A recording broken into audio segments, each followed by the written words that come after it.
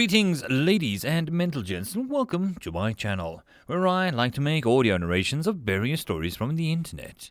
In this video, we'll be focusing on a story from the subreddit HFY, called Vercigan Envasion, written by Regal Legal Eagle. The link to the original story will be down below, and as always, I hope that you enjoy. Rich Nazag's ship had found another habitable planet, and he was excited as the ship approached the night side of the planet. He was a proud Vercigan hunter who, like most of his kind, had left their home planet in search of new worlds to hunt on. Nothing could compete with the thrill of tracking and killing animals and feasting upon them. Long ago, they accepted that they were only intelligent beings in the galaxy, having found no signs of similarly advanced species the last time they bothered to check. So they now lived their lives according to their own paradise, namely hunting for sport. He had no viewport on his sleek, vast ship and did not want there to be one. He liked to be surprised when opening the door and started to hunt. Like all Vercigans, he had tough, leathery skin that was dark green, 5 fearsome digits and retractable claws in each end of his finely toned arm, a long snout filled with sharp teeth, 2 eyes, and a small skull with a collection of quills on the top and back. His 2 legs ended in feet, and the toes were retractable claws, similar to hands, but they were far superior to the hooves of their prey species he so often hunted.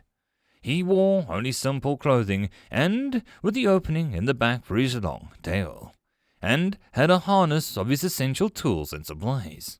He didn't plan on needing anything else. His senses had detected some strange readings and radio waves surrounding this planet, and the electromagnetic spectrum, but he ignored it, as he wasn't a scientist. Probably just some sort of cosmic interference, or the like. The temperature readings were good, the atmosphere was pleasant, perhaps a tad chilly for him, but that was fine. He licked his lips and he thought about what he might be hunting for the next few days. And then he opened the door. He landed on some sort of forested area, and right away he heard noises. It seemed like this planet had abundant nightlife. Excellent. He began to stalk through the bushes and trees, aware of the other creatures they shared the night with. Something flew overhead, screeching past as it went. Echolocation, interesting. But he wasn't here to catch little flying things. He was thinking about chasing that fur thing with the striped tail, when he had heard something to make a lot of noise nearby. He moved quietly through the undergrowth, passing the trees and bushes. He could hear the group of creatures making an awful lot of noise. What would move around the night so openly? It must be something that didn't fear the local wildlife. He had given them something to fear when he hid in the bush, waiting to hear them pass as the time to strike. However, a piece of tech on his harness he'd forgotten about started to beep. He let out an annoyed hiss as he quickly turned it off. Then he held still. Had the creatures heard? They were suddenly quiet. That may have heard him. But would they be worried about a strange sound? Or curious? He waited patiently and heard them starting making more noise. They approached the bush. Now! He jumped out, claws out. Fangs sped, and then almost immediately hissed in surprise. He was staring at a group of 3 creatures. 2 of them were taller than him, and the other was about the same height. They were all bipedal, but that was the mere similarities had ended. One had some sort of strange metallic skin painted on a variety of colors and a smooth face that didn't seem to have eyes, but rather some sort of black cross shape. It had a bag in one hand and sort of strange thing, and in the other it looked like somewhat like a plastic disruptor, but was much too small, not to mention the creature could hold it. The other tall one had a shaggy brownish fur on top of its head, and 2 eyes similar to Richnexarch's own. It had another of those strange many-faceted disruptors, and some sort of white coloring along its chest and arms, with a section outlined in black, and then blue legs and black feet, and a red stripe down the side. Wait, what are those clothes? Clothes. His eyes went wide as he looked past the creatures, and there was some sort of road, a black material with paint on it, and a greyish stone lining it. There were structures emanating light, and a number of other creatures walking around. They had electricity and roads, and this was incredible. Then he realized what had beeped and given him away. It was his translator. He forgot that he even had it. He never thought that he would need it. The creatures were all making a bunch of noises, and he held up a claw, pulling his translator and fixing it to his pointed green ear. What's he doing now? I think he's one of those deaf kids with a hearing aid. Their voices were surprisingly high-pitched, he felt, considering their large size. He was about to exclaim his excitement when a massive creature suddenly rounded the corner, arms raised as it unleashed a mighty roar. Rishnazag screeched in terror and surprise, scrambling backwards. It had to be over 8 bismas tall, covered in shaggy fur and some sort of metal bandolier. "Dad, you scared him," the creature said with the metal suit. "Oh, hey, kiddo, but that's a killer costume." Rishnazag blinked in confusion. That massive furry thing must be the father of the metal slime one. And he totally forgot about the smaller figure that was about his size. It was in some sort of silver, white, and blue, and a round shape to it, but more cylindrical than he expected. How were these all the same species? Wait. Costumes? Were these costumes? Why were they outside in costumes? He had so many questions. "What's your name, kid?" the massive furry one asked. Rishnazag. Rich what? Rishnazag. Rishnozag. Is that an Arabic name or something? What is Arabic? I am a mighty Vercigan hunter. Oh, got it. Well, I'm a Bakara right at ya, with my mighty Wookiee. This is an unarmed smuggler. Mr. Peterson told you that I am No, you're not, kid. Don't push it. No canon characters in this group, and this is Tila Vet, Super Bounty Hunter Princess. I won the costume contest today at school. And this is R2D5, 'cause he's still figuring out the whole naming things idea. Hello.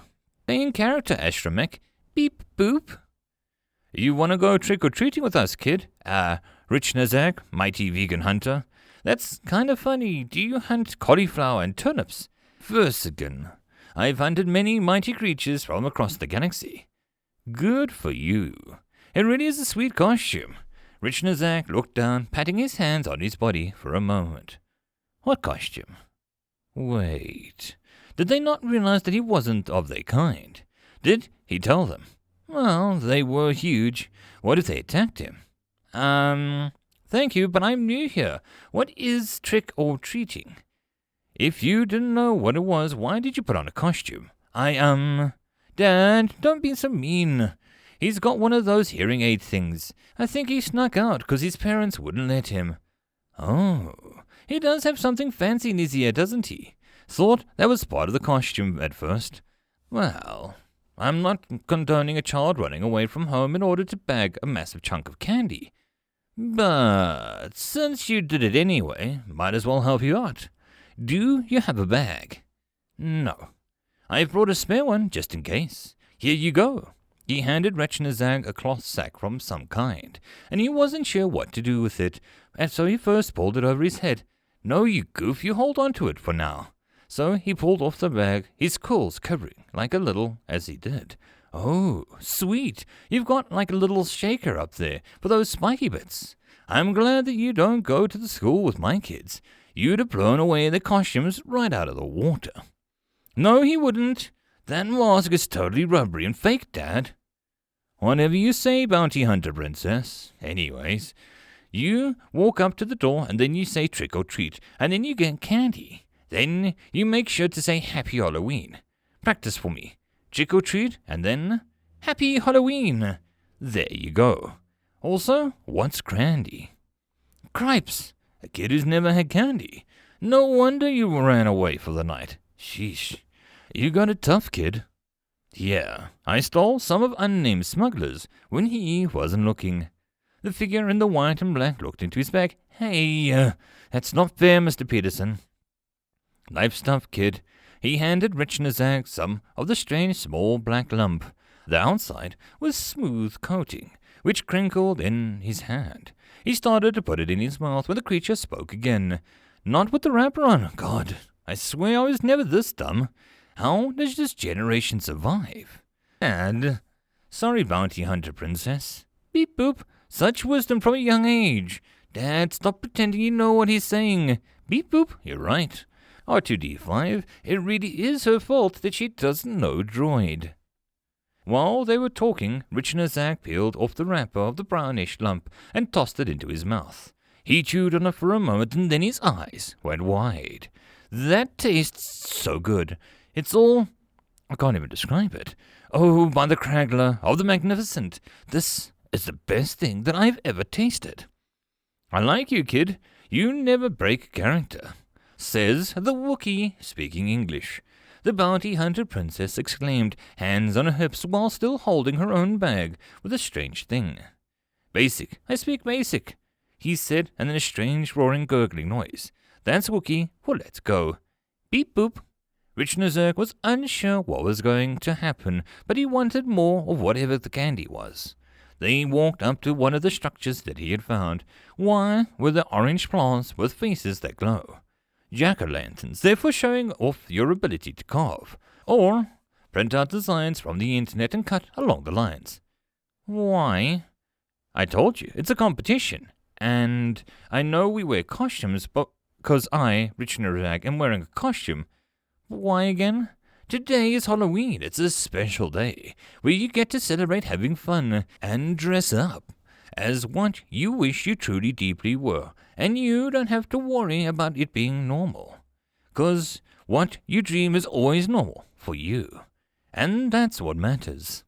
Hey, that was beautiful, kid. The big one ruffled his hair with the smuggler. Just when I forgot why I let you hang around and eat all my food and give me a reason to let you keep doing it. Thanks, Mr. Peterson. Can I now be Han? Not a chance. Okay, here we're going to ring the doorbell and scary faces. The door was open and the other kids said, trick or treat, and one said, beep boop. But Richnazag snarled and waved his claws threateningly. The people inside towered over him. Such fine costumes, such scary little monsters. One patted his head but felt mildly insulted, and that was his best snarl. Here you go. They all had some old big ball of various coloured wrappers inside of it. The others picked one up, and Richnazag looked at him. What do I do now? You take one, the bounty hunter princess said, with nudging him. What are they? They're candy, she said. Behind him, the big one spoke with the big ones who were offering him the ball. Poor kid's parents have never let him have candy. Really? Is it the dietary thing? Doesn't sound like it. I think they're just overly protective because he's deaf. Oh, he is. Yes, he has one of those hearing aids. Oh, well, bless my little heart, he does. You never trick-or-treated before. Richnazag shook his head. Oh, well, you have a very good costume. Go ahead and take a handful. He hesitantly reached forward and picked up 2 pieces as she nodded and motioned at the pole as he grabbed 4 more and put them into his bag. Now, what do you say? Trick or treat? No, wait. Happy Halloween. Happy Halloween. You have a good night. And they moved away from the domicile when some sort of ringing noise came from the big one. Richnazag hissed in surprise and it saw it pull out some sort of metal glass thing. From his fur? Hey, what's up? No way, serious. Be right there. He pushed the thing back into his fur. Kids, Old Man Mathers is giving away a full king-size boss. We need to hurry before they run out.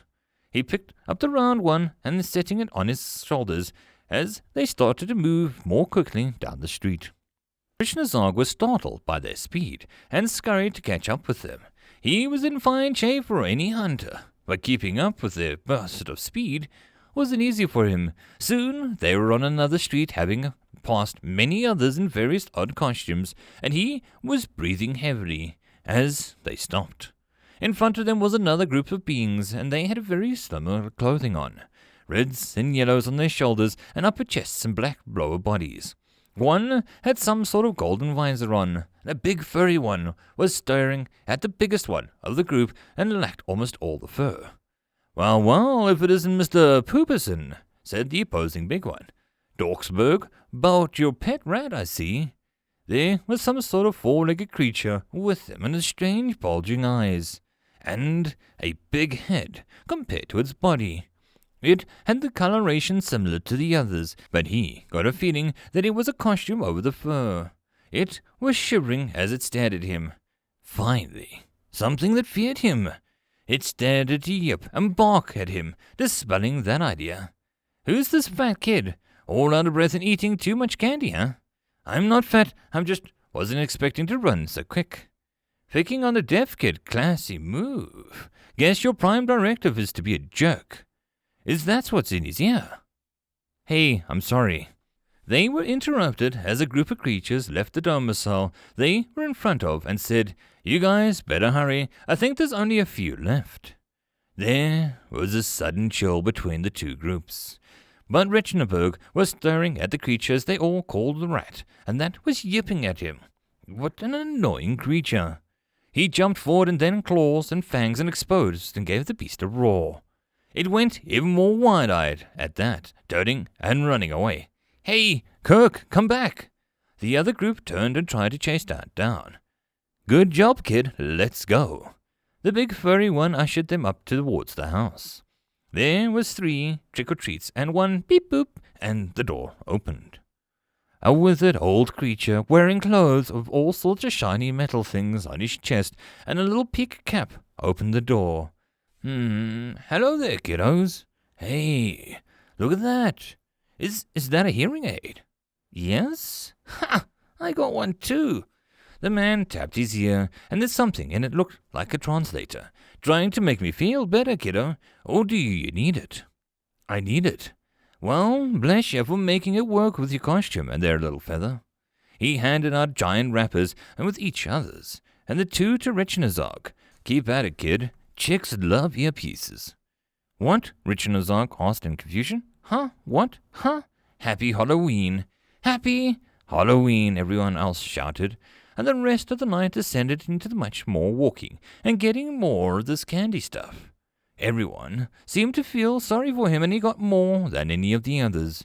But in the end, he tried to give more of it to the others. But the big furry one took a few pieces for something he called Queen Fatties of the Fat, which was apparently his wife, and the princess threatened to tell the queen unless he gave her some extra candy. Such relaxed and friendly people for monarchs. They must really be liked by their people if they didn't need guards or soldiers. Or maybe monarchies work differently here. Richnazogs looked at his bag full of candy, standing in front of the bushes he'd first emerged from. You sure we can't walk you home, Rich?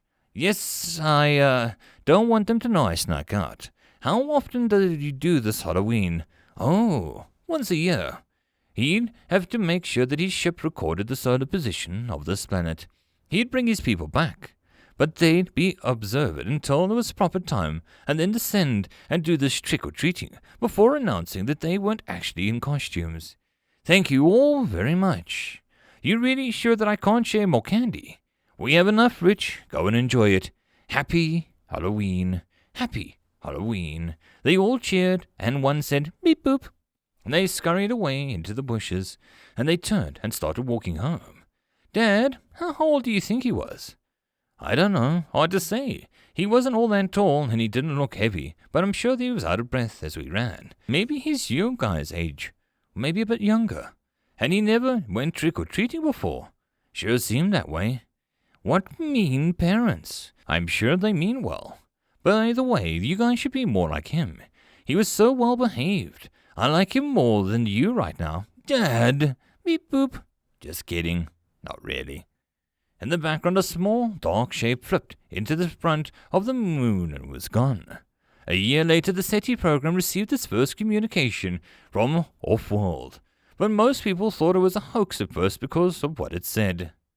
Trick or treat, smell my feet, give me something good to eat. Hello, planet Earth. End of story. If you enjoyed this story and wish to support the author, the link is down below. If you would like to support this channel, there are numerous ways to do so. They will also be listed in the description down below. But the easiest way to help this channel is to share it, subscribe, and like. And, as always, I will see you all in the next video, and I hope that you have a good one. Cheers!